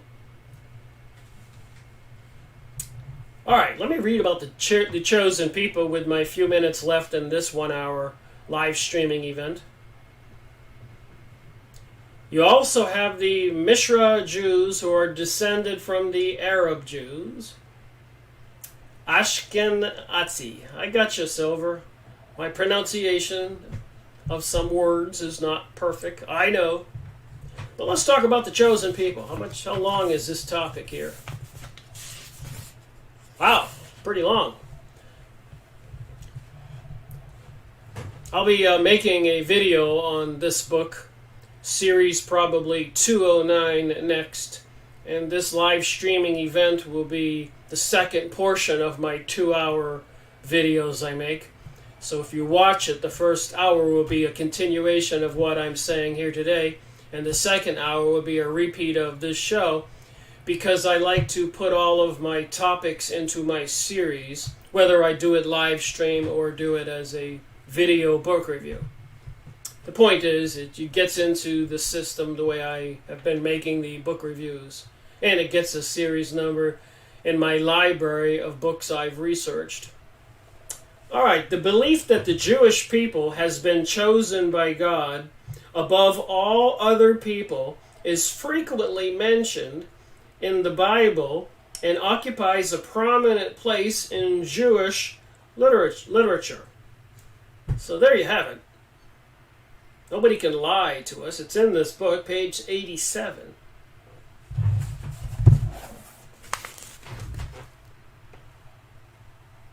You can pause your computer and read what I just read if you have any doubts.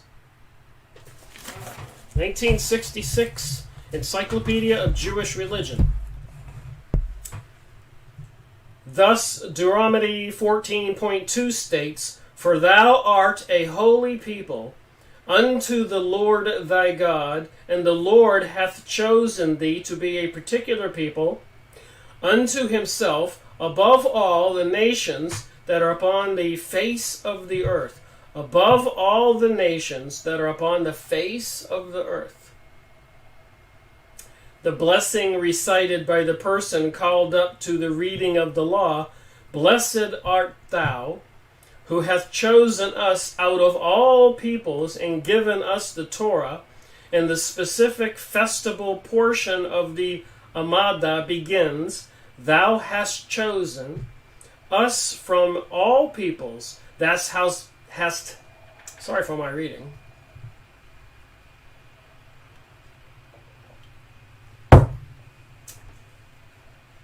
Thou hast loved us and taken pleasure in us and has exalted us over all tongues. The doctrine of the chosen people is therefore central in Jewish theology. But there is a difference of opinion as to its precise meaning. Interpretations vary from narrow concept of superiority to attempts at ethical and even universal formulations. The frequent biblical emphasis on the election of Israel led to the idea, also found in later rabbinic literature, that there was a moral and even racial excellence inherited in the Jewish people. Even racial excellence inherited in the Jewish people as such, and references are not wanting to the superiority of those who are of the seed of Abraham our father. Wow, how would you like to run around being told that you are superior to everybody else? Suppose that would affect you psychologically, your ego, your thinking. Would you believe all the teachings in the books, the Jewish Utopia, the Protocols of Zion, the activities of 911, bringing about the destruction of all of Israel's neighbors, the bombings, the machine gun fire, the economic destruction, the people dying of thirst and hunger, babies, women, children, men? And these people plan on controlling the world through the banksters, the Illuminati, part of the leaders of this mystery religion. Page 88. Inevitably, the doctrine of election also led to the ethnocentric view of world history. On the other hand, the notion of a chosen people is also related to that of a holy nation. And Jesus accused the Jews, the Pharisees, when he overturned the money changers' tables, "Ye are of your father the serpent."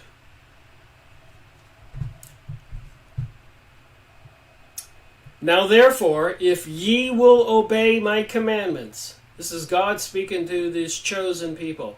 Now therefore, if ye will obey my commandments and keep my covenant, then ye shall be a particular people unto me above all people, and election is accounted for as an act of divine love and faithfulness to a divine promise.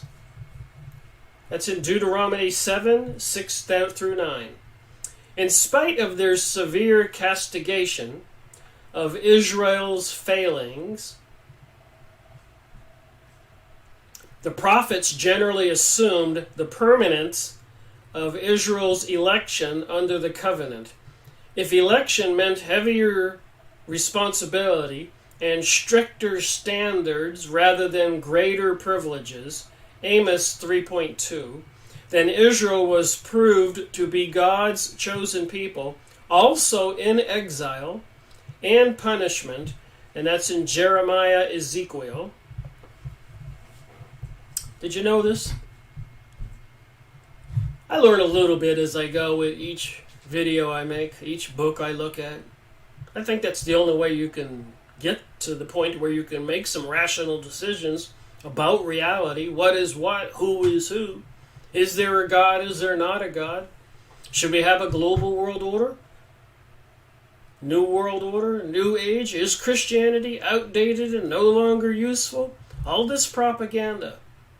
And by the way, I am continuing to read this book, Dianetics. And I read it years ago. And it is fascinating to understand how the mind works and the information that is fed into the mind. Think about it, for example. It's about 50-50 of the population, with 50 being Republicans and 50 being Democrats. Maybe 50-50, percent men versus women. and a lot of other groups. Even when you watch a football game, the scores are always so close in the last quarter, last 10 minutes. And I think they realize it keeps people on the edge of their seat. And they have to keep it 50-50, Democrats, Republicans, conservatives, and liberals, progressives, and gays and straights, and all of those topics. Because that keeps everybody at the edge of their seat. In the battle. Keeps it going. So, when you have millions and millions of people believing one way, and the other half believing the other way, and it's all intentional. It's like going fishing. You reel in the ones who have a propensity or an affinity with conservatism, Christian social values, and then you cast your line out again with other propaganda and material, and you reel in the progressives and liberals and other people oriented anti-religious conservative. So you have to set this information out there, throw out your casting nets for different groups of people to get it to be 50-50. It's all intentional. But my point is who's right? Are the Republicans right? Are the Democrats right? Obviously they both can't be right. But if it is a spiritual cosmic battle between God and fallen angels, as is depicted in a lot of the biblical research and stuff on ancient monuments and symbols all over the world, they do have these serpent pictures all over the world. Plenty of information about this. All over the world. The two serpents and the staff. The winged creature above it. Faith no more. Hollywood, faith no more. It's like I said, they reel people in.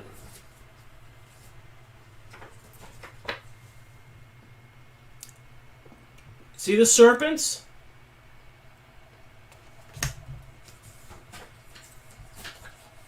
Rosicrucian represented as the rose, and the serpent.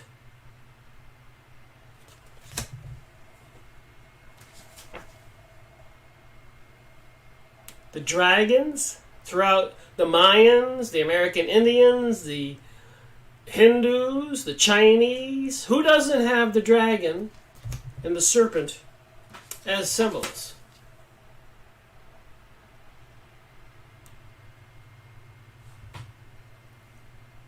There's the globe.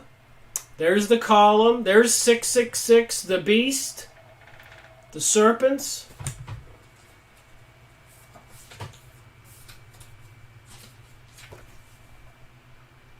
The serpents, the wings, the skulls.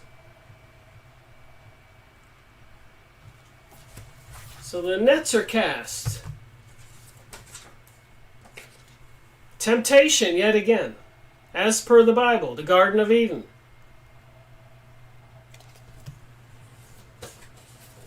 And of course, the pyramid with certain groups way at the top. And all these groups called the Special Council of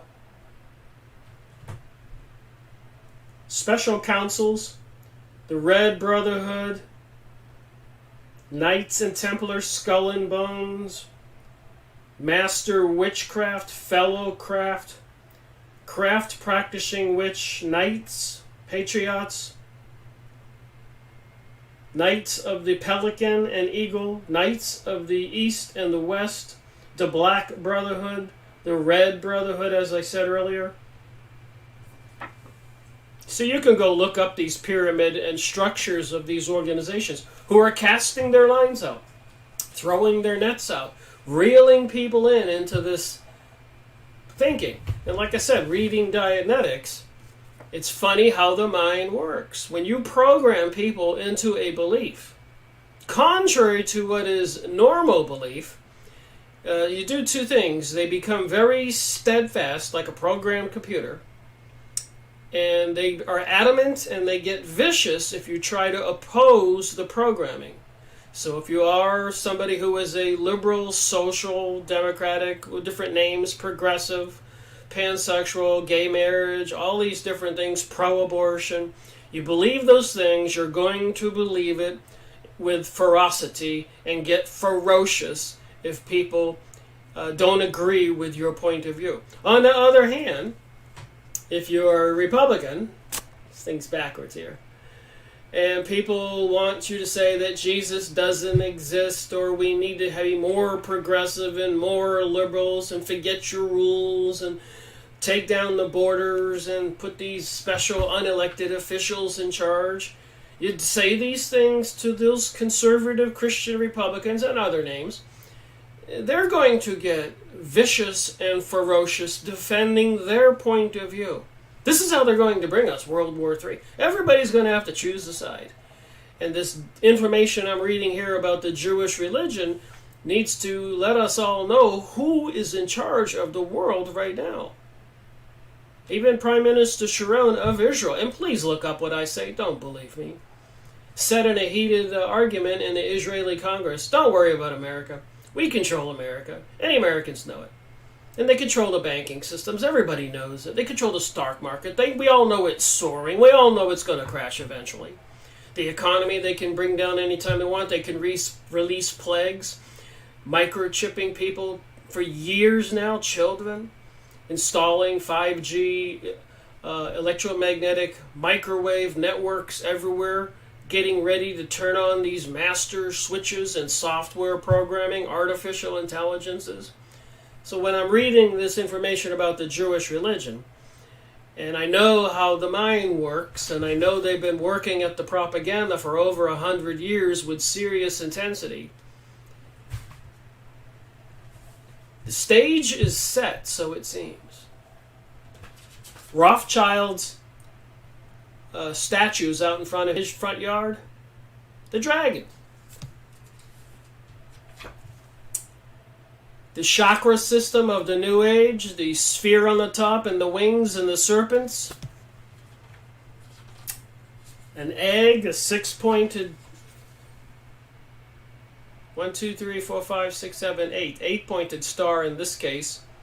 The two squares and the two triangles with six-pointed. That's something I just learned. So two squares overlapping is 8 points. Two triangles are 6 points. And a lot of this is part of numerology and geometria, geometry and some kind of mystic religion symbolism. But it has the egg, has the eye, has the wings. And they teach people the chakra system and yoga and meditation.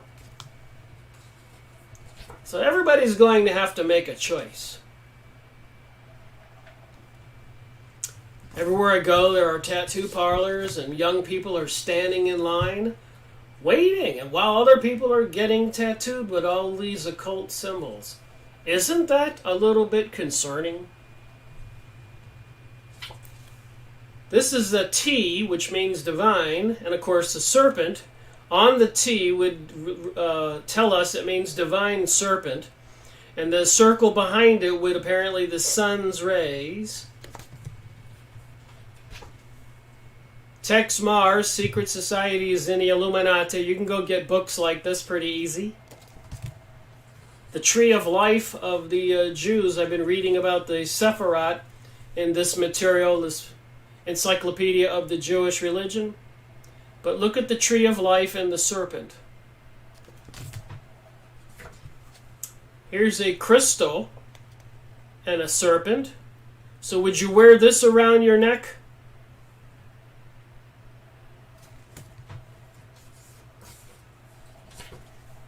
We all have a choice to make.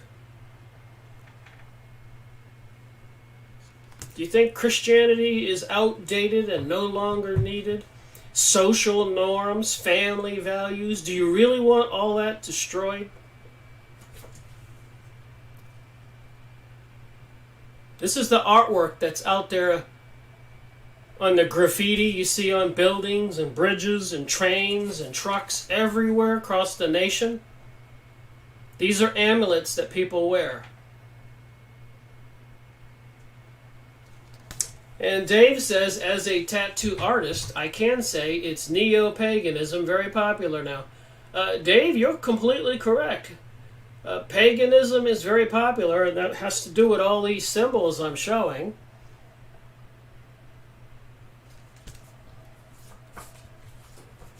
This guy was famous. I guess the fastest growing church on the planet is the Church of Satan, the devil. Speak to the devil. Anton Slavdor LaVey, the serpent. The serpent.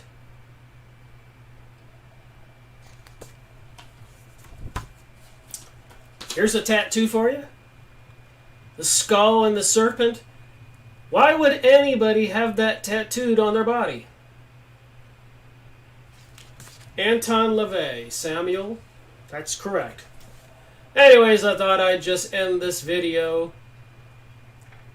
And when I do make my series 209, which might be this afternoon, I will continue reading from this Encyclopedia of Jewish Religion for an hour, taking off from the chosen people, and second hour paste this live streaming event to get my normal 2-hour book review. And then after I read more stuff and make other book review videos from this book, I'll have it organized. I write down on the pages which part 1 or part 2 the information goes into, so I can go off of any one of my 208 books, which encompasses about 250 books in the series, because some authors have more than one book, of course.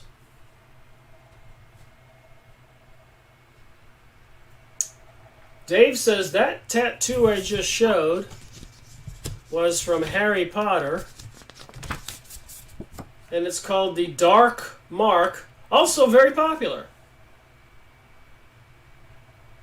And again, here you go with the mind programming I keep talking about, that I'm pretty knowledgeable about how they do it.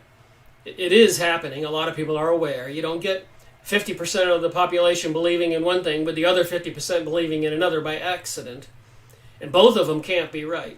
But I guess they can join God's team, Christianity. And if you're Islamic, Mohammedanism, maybe that's the right person, God, or prophet for you, believing in God. That's not my place to say that one religion is better than another. But all religions have the representatives of the dark side. Even in the Hindu, they have Shiva and Kali. So apparently the spiritual world, no matter where you live on the planet, teaches the people there is a dark side. So everybody gets to choose whatever religion you're in, whether you want to be a person that doesn't steal and doesn't kill and don't become perverted or perverting other things and worshiping idols or demons and all that. We all have a choice.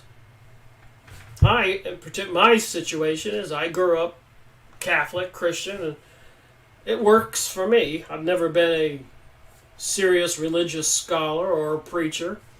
I always tried to be a good person and point out, that things that are wrong when I see them. But at some point, it gets a little bit more important for people to speak out, like after 9/11, or becoming aware of World War I and World War II, why they were fought, or the murder and the destruction of all the countries in the Middle East and in Europe and in the United States, increased laws and surveillance. At some point, it becomes quite obvious that there's something wrong, and we need to wake up. And that they are trying to teach people faith no more.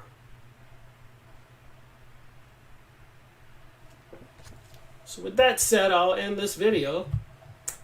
And thank you for watching my live streaming event. Rick Marrico reporting on this July 28, 2018, Saturday. Thank you for your comments and watching my video.